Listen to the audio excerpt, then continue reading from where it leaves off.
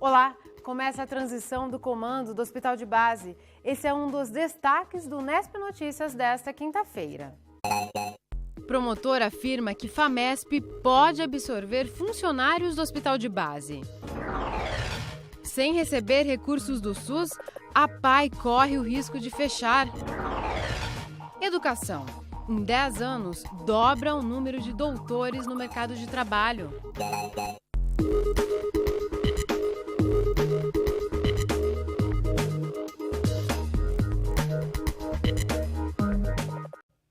Já teve início o processo de mudança na direção do Hospital de Base. O Ministério Público do Trabalho também vai participar para garantir os direitos dos trabalhadores. A primeira audiência com os órgãos envolvidos foi marcada para o dia 1º de novembro. A intenção da Procuradoria do Trabalho é verificar como fica a situação dos funcionários do Base. Uma das principais dúvidas é se a FAMESP pode contratar, sem processo seletivo, esses trabalhadores. Segundo a FAMESP, isso não é possível. O procurador do caso diz o contrário. O Ministério Público do Trabalho não vê nenhum problema desse quadro de funcionários oriundos da Associação Hospitalar ser, num primeiro momento, absorvidos pela FAMESP. E depois, na medida que novas vagas forem surgindo, essas vagas seriam preenchidas por concurso público. Uma outra alternativa possível também seria uma absorção imediata por prazo determinado, pelo período de 6 meses, 1 ano, e a partir daí se vai fazendo concurso e vai substituindo o pessoal, para não ter sobressalto. Em qualquer uma das opções, o problema é definir quem assume o pagamento dos passivos trabalhistas, que somam cerca de 120 milhões de reais. Amanhã, a Comissão de Transição do HB se encontra pela primeira vez. Segundo a Secretaria de Estado da Saúde, será uma reunião técnica para discutir questões administrativas do processo de transição. O encontro será na Diretoria Regional de Saúde de Bauru. Devem participar representantes da Secretaria de Estado da Saúde, Prefeitura e FAMESP, além do Ministério Público do Estado. Entre os assuntos estão as visitas a serem realizadas ao hospital, os novos leitos e a compra de equipamentos. A situação dos empregados não será avaliada no encontro. Para o Procurador do Trabalho, representantes dos funcionários devem ser incluídos nessa discussão. Chama a atenção do Ministério Público o fato de que se discute essa questão de transferência, mas não se sinaliza para o corpo de trabalhadores até o momento qual o caminho que será seguido em relação a eles. E isso pode, evidentemente, dificultar a própria transferência, o próprio início das atividades. Ao contrário dos outros hospitais em que o quadro era pequeno, nós estamos falando de um contingente de mais de 1.200 trabalhadores, estamos falando de um estabelecimento de saúde que não consegue funcionar a toque de caixa com 50 ou 100 pessoas.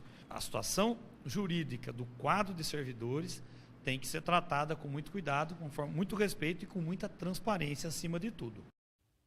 Sobre o aproveitamento dos funcionários do HB, o vice-presidente da FAMESP, Antônio Rúgulo Júnior, reafirmou por telefone que o regimento da Fundação não permite a incorporação de empregados sem um processo seletivo. Rúgulo disse também que não há interesse em rever o estatuto. Para discutir esse assunto ainda, foi marcada uma reunião entre o Sindicato dos Trabalhadores da Saúde, uma comissão de funcionários do Base e o Departamento Regional de Saúde. O encontro é segunda-feira agora, às 10 da manhã. Desde julho do ano passado, a Associação de Pais e Amigos dos Excepcionais, a PAI de Bauru, não realiza mais o teste do pezinho pelo SUS. O material coletado aqui é enviado para Campinas.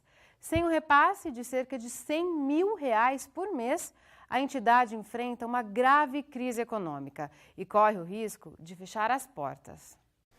Eles estão mamando com que frequência?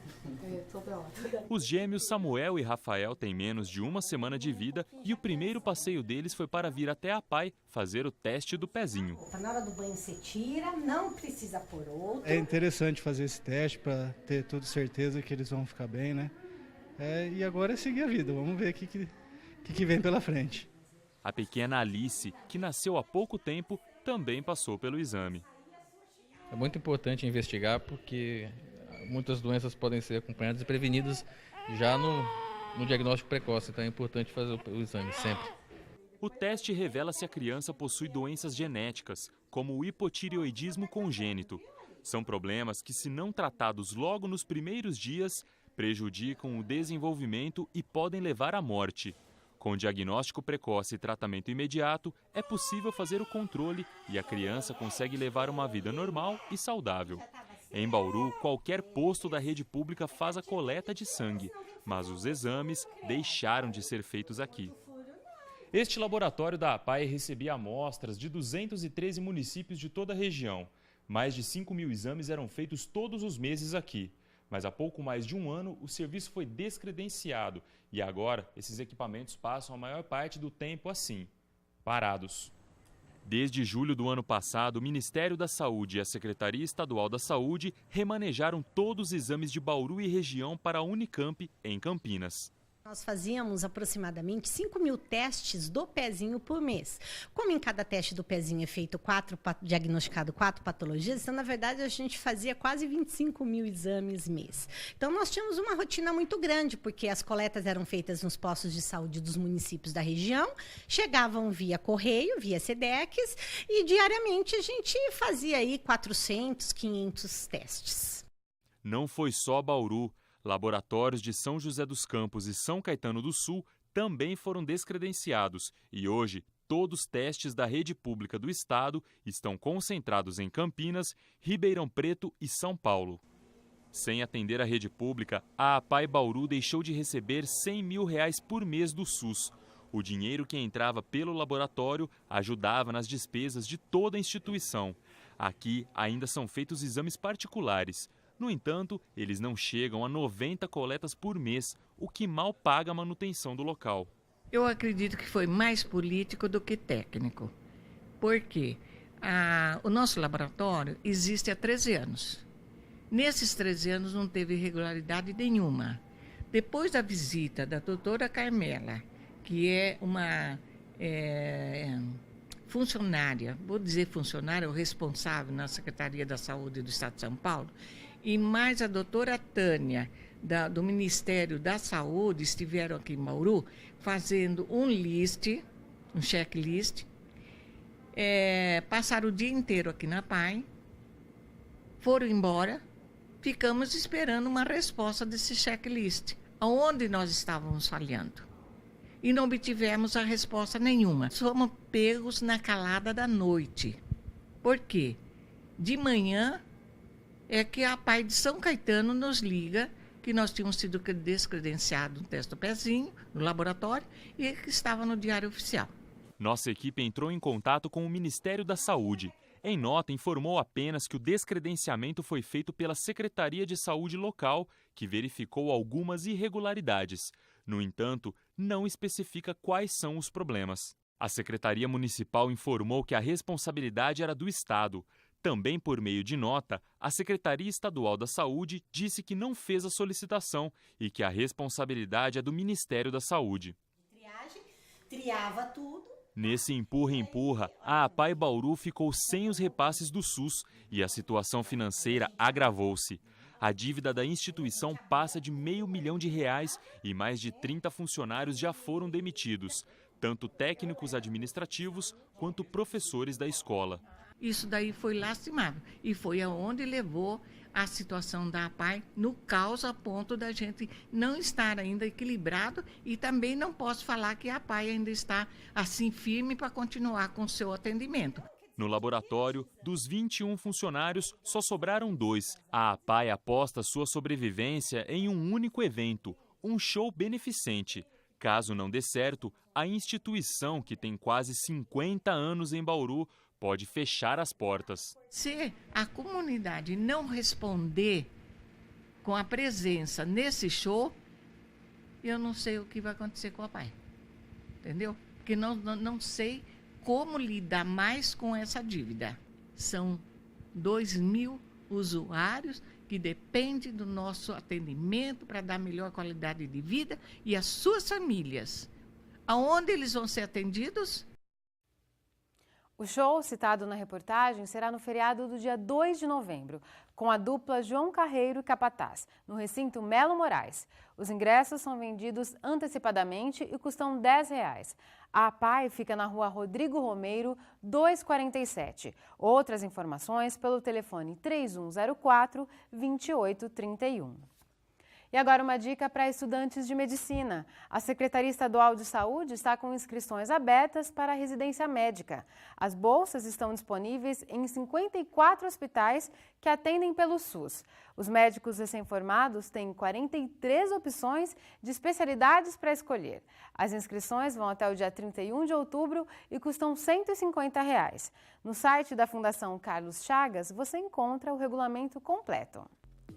Daqui a pouco a gente volta com as vagas de emprego. E ainda hoje. Número de doutores dobra em 10 anos.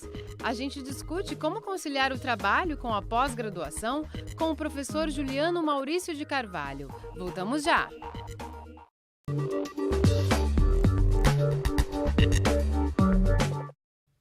Mais 3 casos de meningite foram confirmados em Bauru. Com esses, o número de registros desde o começo do ano na cidade chega a 89. No ano passado, foram 65. Apesar do aumento, por enquanto, a Secretaria de Saúde descarta o surto da doença. Evitar locais com aglomeração, assim como o uso compartilhado de copos e talheres, são formas de prevenir a contaminação. Manuel Justino da Silva, conhecido como o Homem do Buraco, foi encontrado morto na nascente do Ribeirão das Flores, no Parque Vitória Régia. O corpo de Manuel foi localizado por uma agente de limpeza que fazia varrição da Avenida Nações Unidas. Ele foi encaminhado ao IML, onde o corpo deve ser reconhecido.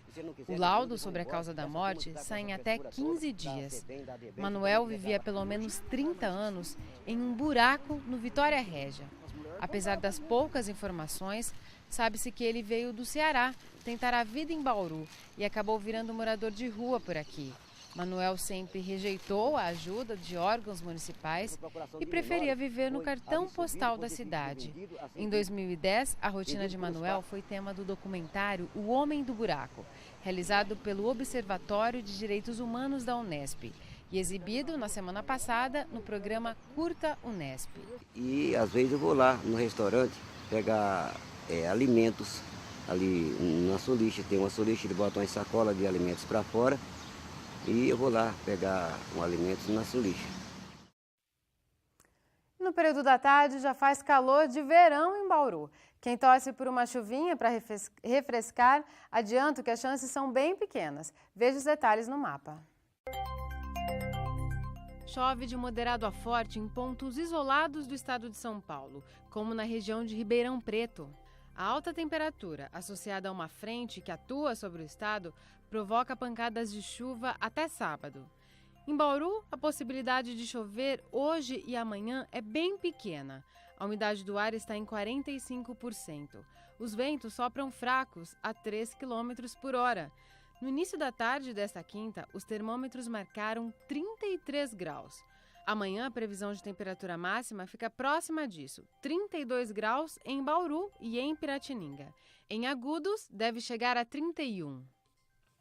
O livro Alfabetização no Brasil, uma história de sua história, vencedor da categoria Educação do Prêmio Jabuti, será lançado amanhã no campus da Unesp em Marília. O livro, organizado pela professora Maria do Rosário Mortati, traça um panorama sobre as diversas metodologias adotadas no Brasil para alfabetizar crianças e jovens. Vamos ver agora as vagas de emprego disponíveis no Posto de Atendimento ao Trabalhador, o PAT de Bauru.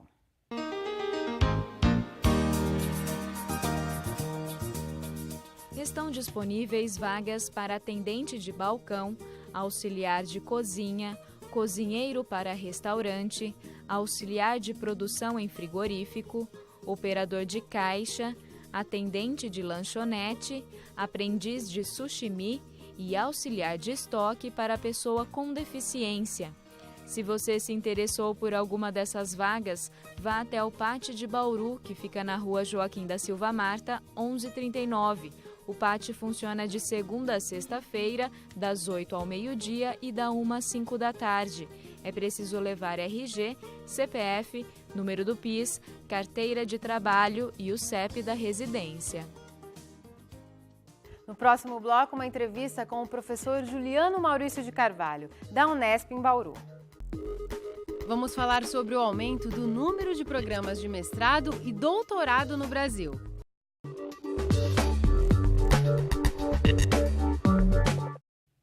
Nos últimos 10 anos, o número de mestres e doutores dobrou no Brasil.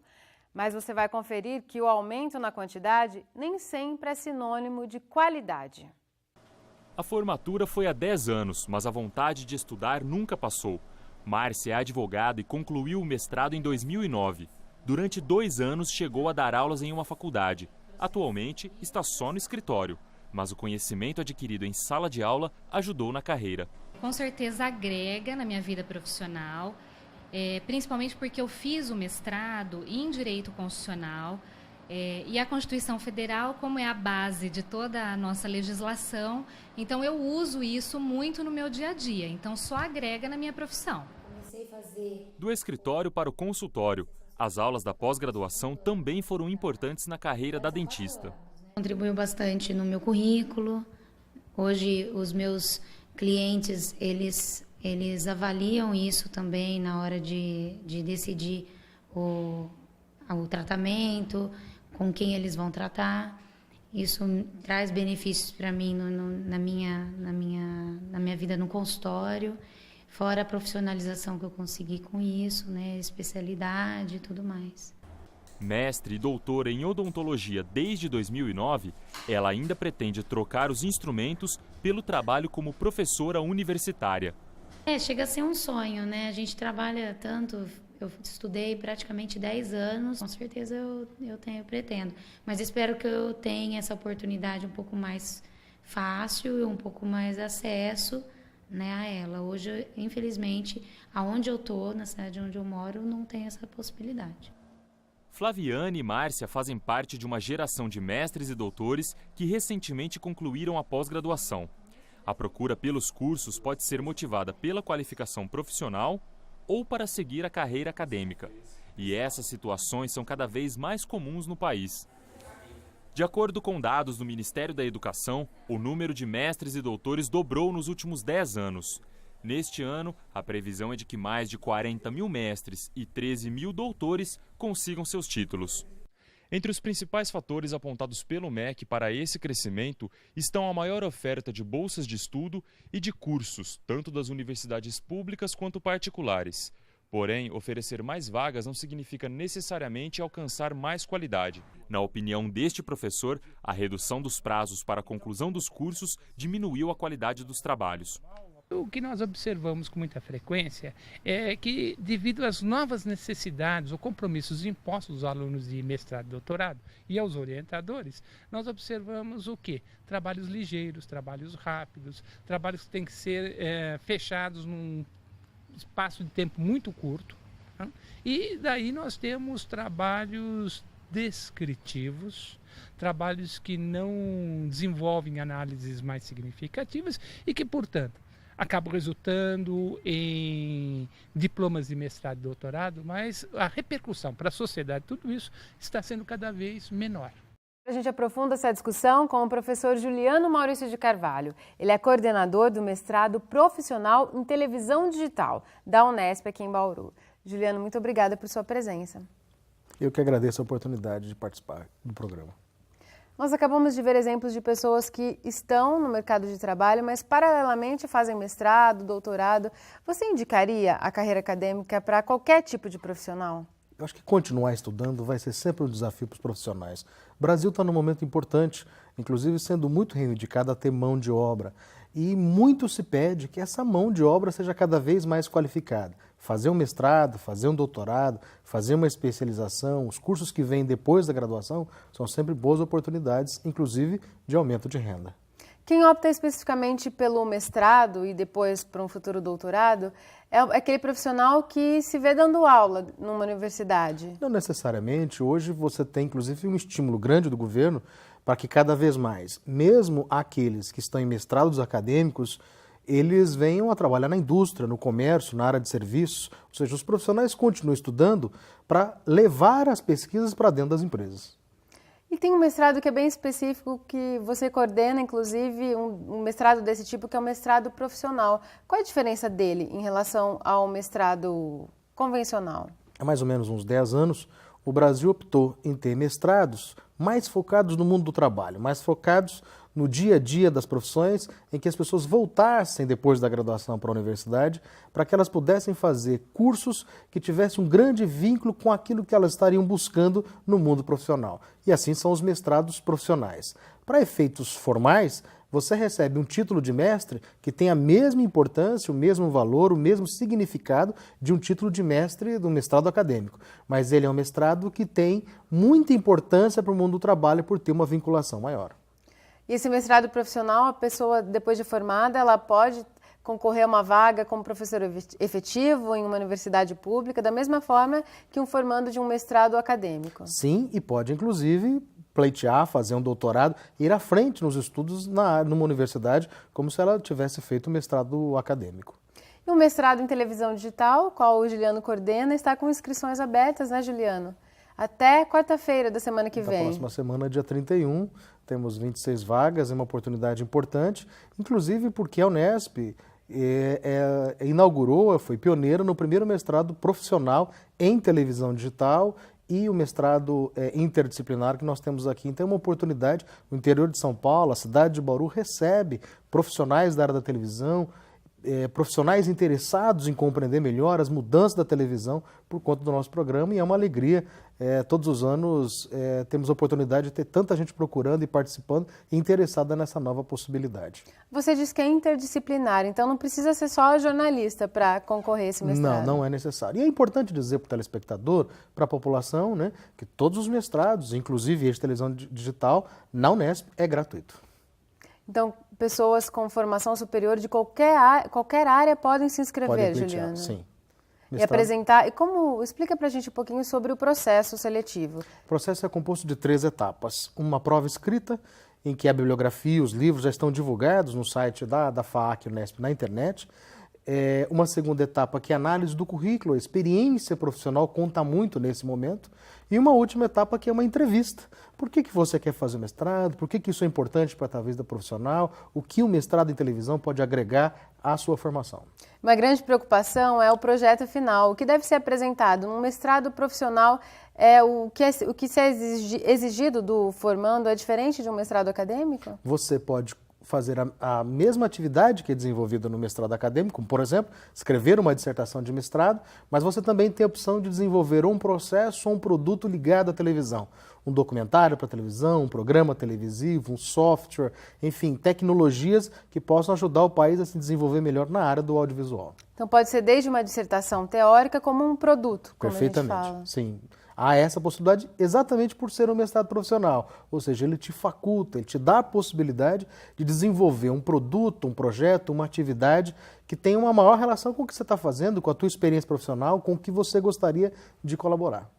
Nós mostramos, inclusive, na reportagem, a opinião de um professor que diz que as pessoas que estão no mercado de trabalho e procuram fazer um mestrado, mas especificamente um mestrado acadêmico, os trabalhos de conclusão, as dissertações costumam ter uma qualidade menor por conta de conciliar com o trabalho. Qual que é a sua visão sobre isso, Juliano? É inevitável que isso aconteça?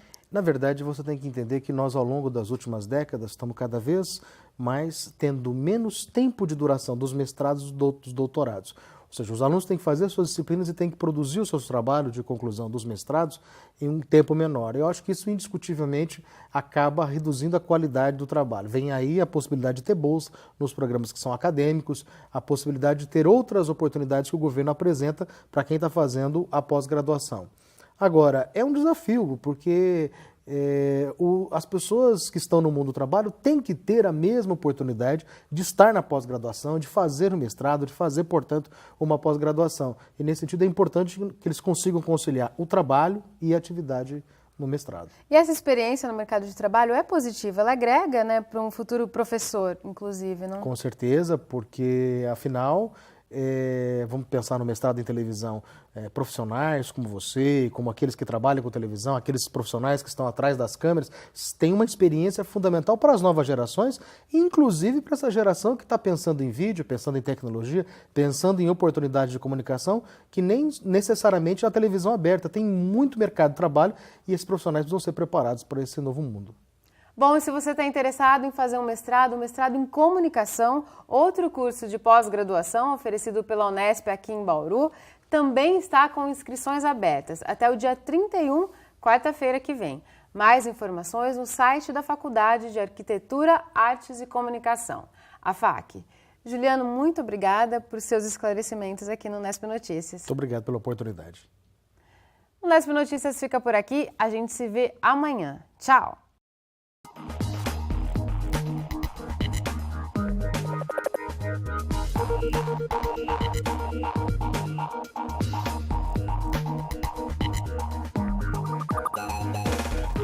Thank you.